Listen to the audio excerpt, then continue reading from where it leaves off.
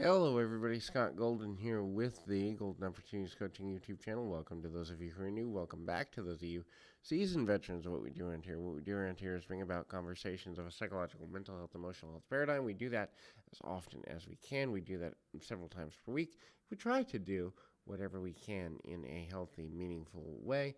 And generally speaking, we try to do that consistently for your listening pleasure. We got over 1,100 of these available for that purpose, and we continue to add as often as we can, although not necessarily as often as I might enjoy, like, or prefer.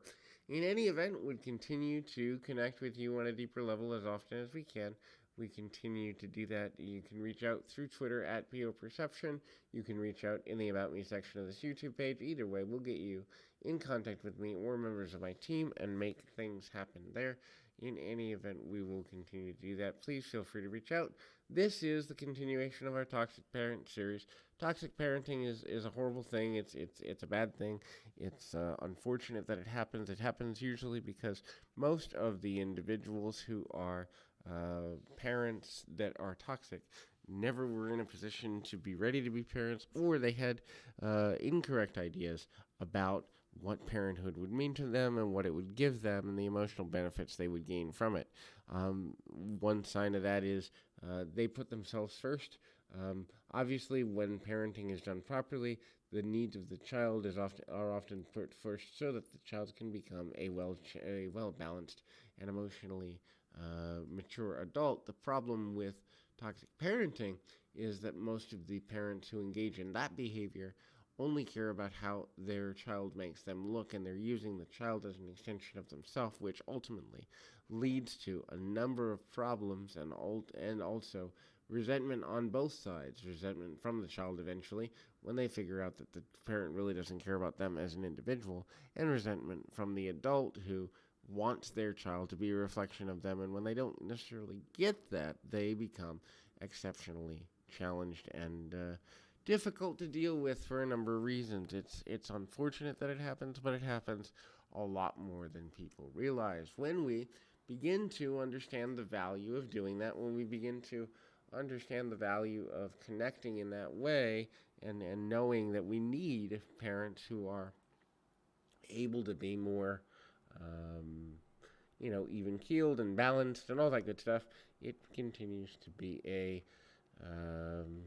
continual, consistent progress there, and we know how to do what we need to do to be more, open-minded with children. But a lot of times parents don't learn that until it's either too late or they've damaged their relationship with their child, and it would take a lot to rebalance that relationship. And ultimately, that becomes problematic for a whole different reasons. Many times, children who have toxic parents don't want to forgive them, or too much damage has been done for the forgiveness to stick. The next thing is these parents are often quite demanding. It's because they want things to look, feel, or experience for them in a certain manner. That becomes problematic because you can't control how someone interprets something, and so that the level of interpretation, the level of frustration, ultimately becomes super damaging and not healthy. That then leads to challenges and a level of certain frustration, and ultimately I'm going to grab my phone. We'll be back in 2 shakes of a lamb's tail to finish this up, and that hopefully will be beneficial to you. The demanding nature that comes with relationships such as these also is predicated on the idea that a child's main focus is to be a good